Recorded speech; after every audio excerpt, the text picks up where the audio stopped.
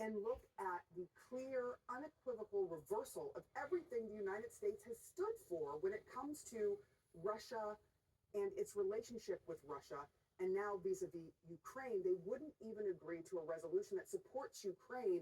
What are we seeing here?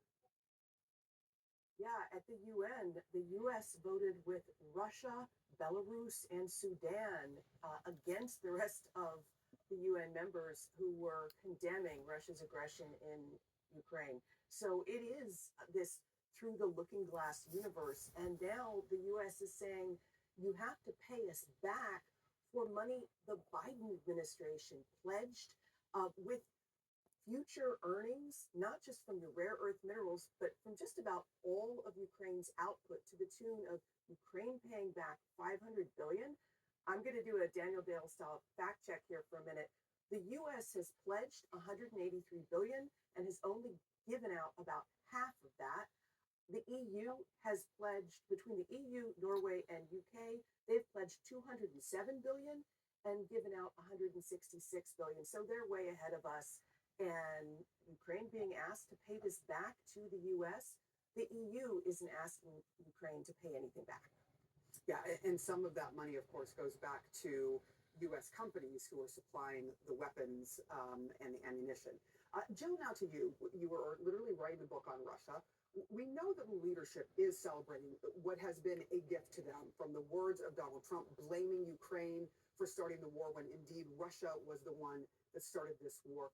But what might Putin do with this sort of new goodwill from an American president?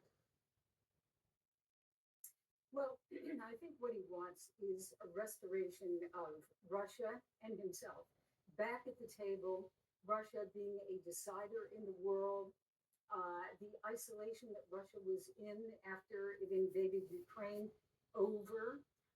They're even talking about economic relationship restored with the United States. And I should add, at the very time that Russia has been nationalizing Western companies, they are now talking about investment. So I think it's a bigger picture. You know, Ukraine is really important. Ukraine is something that President Putin is fixated on and has been for a long time.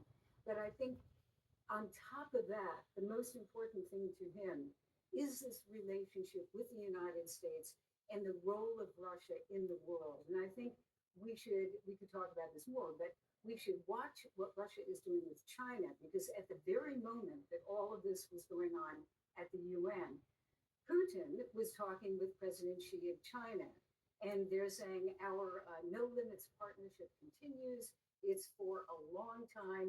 And notably, they said no other party can interfere in that relationship. And that means the United States, because if charitably, if you look at what Trump is doing, what they're trying to do is, it appears, pull Russia toward the United States and then as a move against China. But I think it goes way beyond that. And, it's obviously very controversial. Yeah, I mean, a lot of people look at it, it's like Putin is former KGB. He plays chess, not checkers, and it's questionable as to what game Donald Trump is playing at this point. I do want to go to this remarkable moment between President Trump and Emmanuel Macron when he basically, fact checks Donald Trump in real time on the world stage. Take a listen. Europe is loaning the money to Ukraine. They get their money back.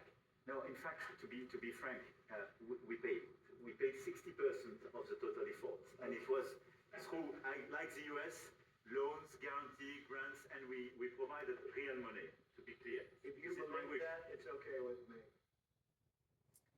Kim, can you just talk about this moment? I mean, he reaches over and almost like pats him on the knee, like, "No, you're incorrect."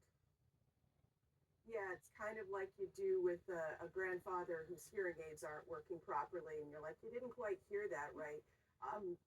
The fact of the matter is, the European loans, the collateral on them is the proceeds of the frozen Russian assets that Europe holds.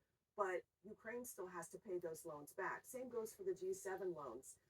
It's just amazing. It feels like Macron is having to fact check the misinformation without calling it that, because we all know how triggering that would be for Russia, for Sorry for Trump.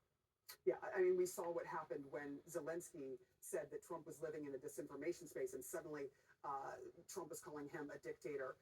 Jill, I am curious, just quickly here, when it comes to this sort of conversation, we have seen Donald Trump lash out. What do you make of what might happen to Macron after that situation that played out in front of everybody?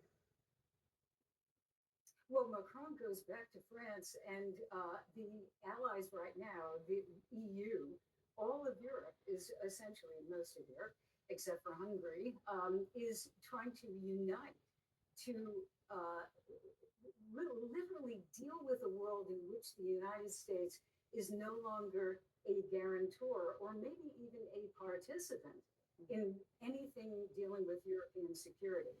And that is stunning. And it's stunning in the speed with which it's happening. So the Europeans are very, very worried. And that was why Macron came here. By the way, the UK Prime Minister will be here, Keith Starmer. He'll be here, I think it's on Thursday. And they're all trying to convince President Trump that even if President Trump is trying to negotiate, let's again say this is all part of negotiations. It's very dangerous when you really do appear to be siding with one side, and that is Vladimir Putin. So it's a full court press, and then also trying to figure out how they protect Ukraine and protect European security. This might bring Europe together in a way we have not seen before, a much stronger alliance there. That might be part of for Europe, a silver lining. Jill Doherty, Kim Dozier, it is always such a great pleasure to be able to talk to you. Appreciate you both.